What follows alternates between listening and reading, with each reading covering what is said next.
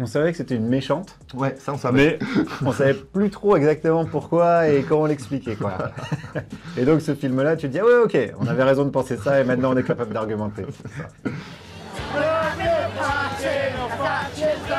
I just ask, is it the right time to have a party, really? Yeah, it is, yeah. Première ministre du Royaume-Uni de 1979 à 1990, Margaret Thatcher meurt le 8 avril 2013, à l'âge de 87 ans.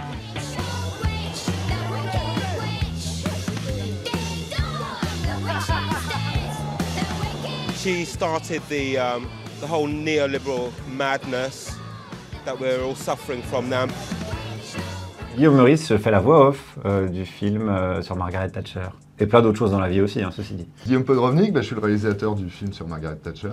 La caricature de Thatcher, on la connaît toutes, et du coup, ça masque un peu, ça a masqué longtemps la réalité, une nuance évidemment un peu plus complexe de ses politiques. Tout le monde, enfin peut-être pas tout le monde, parce que ça commence à faire vraiment longtemps, mais ça reste une figure comme ça qui est plus une figure de culture pop qu'une figure politique finalement. Toutes les interviews, moi j'en ai vu beaucoup, il y en a qui sont chiantes comme tous les politiques, mais globalement, elle est quand même là, elle est super forte. Elle a la punchline. Elle a la punchline. Donc je pense que ça, et effectivement, du coup, cette personnalité ultra agressive, etc., est devenue une icône pop, donc ça reste. Ça, c'est la première chose. L'autre chose, c'est je pense qu'en histoire, on a besoin de jalons et de marqueurs. C'est-à-dire qu'on peut, à chaque fois qu'on essaye de comprendre un truc dans le monde, revenir à la préhistoire, mais c'est pas très efficace. Il y a un moment, il faut qu'on se dise, bon, on peut peut-être comprendre le monde en remontant jusque-là. Et en ça, je pense que Thatcher est vraiment un peu l'an 1 du monde dans lequel on est. Pas seulement elle, mais les Thatcheriens autour et l'école de Chicago, tous les néolibéraux dans le monde ont quand même largement remporté la victoire. Parce que du coup, ils ont essuyé les plâtres en Angleterre, mais on est quand même dans une continuation de ces politiques jusqu'à aujourd'hui. Donc c'est normal qu'on s'y réfère, puisque c'est eux qui ont commencé. Et j'ajouterais à ça peut-être les débuts de la communication politique, quoi, parce que c'est l'avènement de la télévision dans tous les foyers, etc. Et c'est là où les politiques commencent à comprendre comment on peut toucher vraiment le cœur des gens en allant dans leur salon. Et justement, on parlait de la punchline, du sens de la formule, des petites phrases, de l'humour aussi, hein, parce que mine de rien, elle a des passages assez marrants. Et elle pige en fait tout ce qu'elle peut gagner en reprenant les attaques à son compte et en les retournant contre ses adversaires. Donc c'est intéressant à analyser. Ouais. On pardonnerait peut-être plus Macron s'il avait ce sens de la formule et s'il était juste pas bêtement sinistre et cynique, quoi. This is what £1 would buy for the housewife in groceries at the end of the Tory government in 1974. There you are, February 1974. This is what £1 will buy under Labour today. Just you imagine if they had another 5 years, I'd only need an envelope to carry about what it will buy. À l'origine, disons que on sort de l'hiver du mécontentement, donc qui est quand même la pire crise, la grève générale en Angleterre, qui est absolument atroce, quoi, vraiment phénoménale. Il y a eu, pendant toutes les années 70, un coup les conservateurs, un coup les travaillistes, un coup les conservateurs. Il y en a qui ont démissionné, il n'y a rien qui a marché, et je pense qu'il y avait un truc, peut-être aussi un peu comme il y a eu avec Macron tout au début. On va voir, hein, on va essayer, et puis on verra bien, avec le succès que c'est. Je pense que ça a joué. Après, il y avait le côté très étrange d'une femme dans les années 70 qui monte en politique. Donc, il y avait plein de choses surprenantes où peut-être qu'ils se sont dit on va tenter le coup, on verra bien. On le voit dans le docu, ça, les questions des journalistes au tout départ, qui va s'occuper des gosses, en gros. Et elle rassure vachement, elle dit non, mais vous inquiétez pas, ma semaine est très bien organisée. Après, elle fait la bouffe pour les ministres, à Downing Street et tout. Elle garde son personnage. Donc, il y a ça. Après, faut pas oublier évidemment que les années 70, l'extrême droite quand même est très forte en Angleterre. Hein.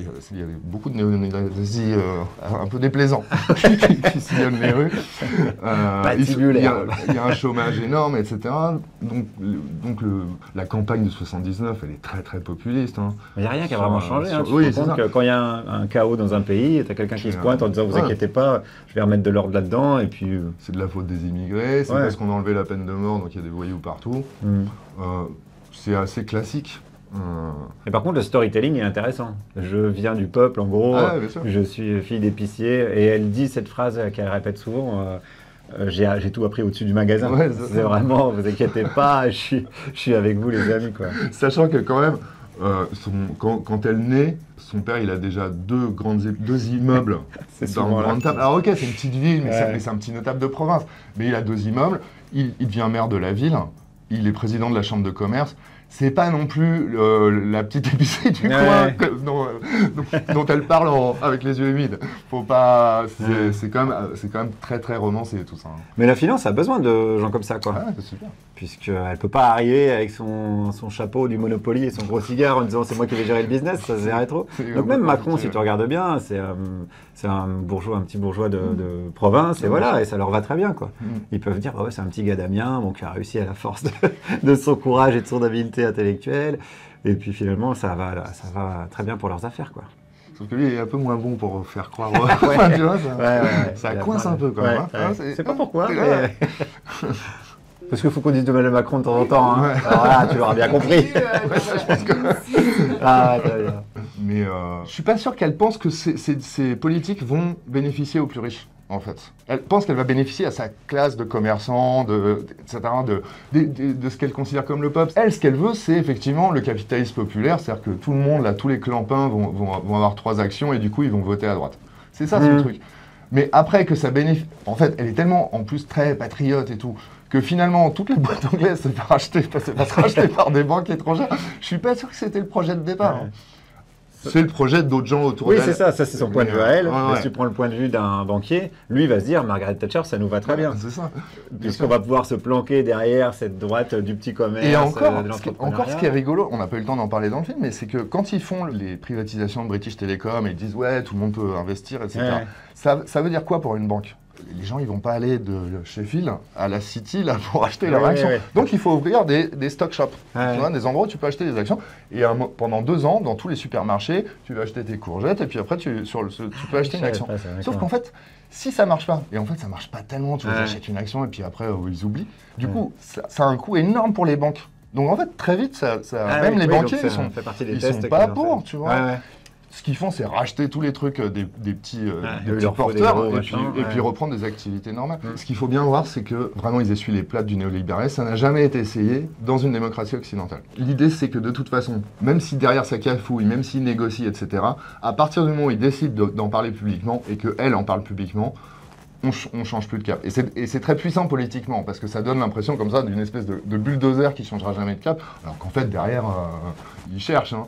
J'ai l'impression qu'on surestime toujours leur capacité d'anticipation. On se dit c'est hyper bien organisé, c'est une machine de guerre et tout, mais ce qui se passe à l'intérieur de ces États, on va dire, en général, c'est beaucoup d'improvisation, c'est beaucoup de panique, c'est beaucoup d'adaptation. Et en fait, il y a beaucoup d'effets pervers. C'est-à-dire qu'ils mettent en place un truc, ils se disent ouais tiens, il y a Milton Friedman qui a dit que ça allait marcher, et ça marche pas du tout. Ouais. Donc ils cherchent d'autres. Alors ils restent quand même dans le cadre du néolibéralisme, mais ils vont chercher un autre penseur pour. Parce qu'il faut bien voir aussi que les néolibéralismes sont beaucoup plus nombreux et différents. C'est nébuleuse, hein, comme Al-Qaïda, tu vois. Allons-y directement. Non mais c'est pas une école structurée. On va parler d'Hitler, vous inquiétez pas, on est sur Arte, restez à l'écoute. They want to present society as having kind of changed so that everyone in the main is part of this big group in the middle of society and shouldn't vote along class lines. So Thatcherites consistently say that class voting is kind of outdated. They should vote for the party that seems to be in the interests of ordinary people. Je pense que jusqu'aux années 70, il y a quand même vraiment cette idée que la société est divisée en classes, la classe ouvrière, la classe moyenne, la classe supérieure, etc.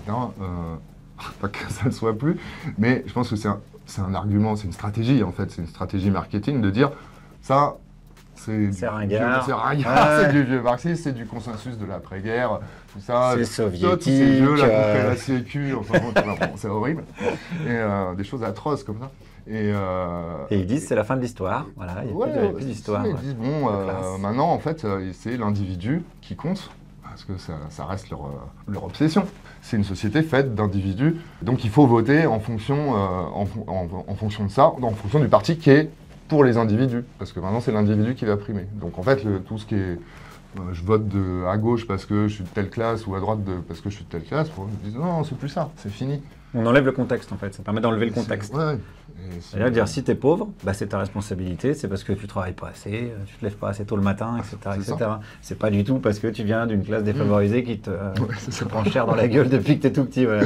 Et ça, on retrouve vraiment ça aujourd'hui, quoi. C'est dans tous les discours de droite aujourd'hui qui pullulent sur les plateaux de télé, t'as vraiment ça. Une de ces politiques les plus populaires en fait, dont on n'a pas eu le temps de... Enfin, on avait fait la séquence, mais le film est trop court, on pouvait pas trouver.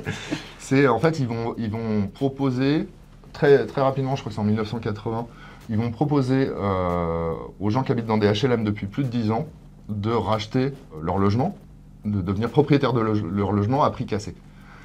Et ça, c'est super populaire aussi. C'est ce qui va expliquer aussi que même si les gens l'aiment pas pour d'autres raisons, il y a quand même des trucs, ils trouvent ça pas mal. Ils font toujours ça, la campagne de pub est délirante parce que c'est que des spots télé où, parce que comme l'Angleterre est marron, et tout est marron. Ouais. Et donc, c'est des pubs où vous pourrez avoir la porte de la couleur que vous voulez. Et tu retrouves la liberté. Mais ça marche vachement. Alors, évidemment, le truc qui se passe, c'est que, alors, l'argent que l'État gagne en vendant les logements, ça ne revient pas pour les constructions de logements sociaux. C'est un peu détourné vers l'État pour financer les réformes. Et la deuxième chose, c'est que malheureusement, effectivement, les gens deviennent... Dès qu'ils ont un petit quelque chose, ils se disent on va me le voler. Et donc, en fait, ça retourne beaucoup de circonscriptions qui étaient traditionnellement travaillées, pas trop pauvres, parce que les plus pauvres, ils ne peuvent pas acheter leur logement. Donc, c'est plutôt une petite classe moyenne qui va virer conservateur. Tu casses tous les liens de solidarité, quoi. Ouais, bien sûr. C'est-à-dire que chacun devient sur son petit précaré avec une fourche et vous ne passerez pas, quoi. Classique. C'est ça qui est intéressant dans ce docu-là aussi, c'est qu'il est vachement actuel. Enfin, ça résonne en permanence, quoi. Toutes les séquences, tu fais, putain, ça n'a pas bougé. On n'en demandait pas tant. Malheureusement, Enfin, ils suivent tellement la... c'est incroyable. C'est vraiment c'est pas étonnant, en vrai, mais... Et le plus tragique, c'est qu'effectivement, à partir du moment où tu fais des politiques extrêmement brutales, où, parallèlement, tu refuses tout dialogue en disant qu'il n'y a pas d'alternative et que c'est comme ça te rappelle un truc aussi. Il y a un moment, les gens ils pètent les plombs et puis on sombre dans une violence aveugle. Donc pour Thatcher, c'est 80-81, où il y a des émeutes dans tout l'Angleterre, mais vraiment le pays à feu et à sang. Et nous, je sais pas, peut-être un jour ça arrivera. On va savoir.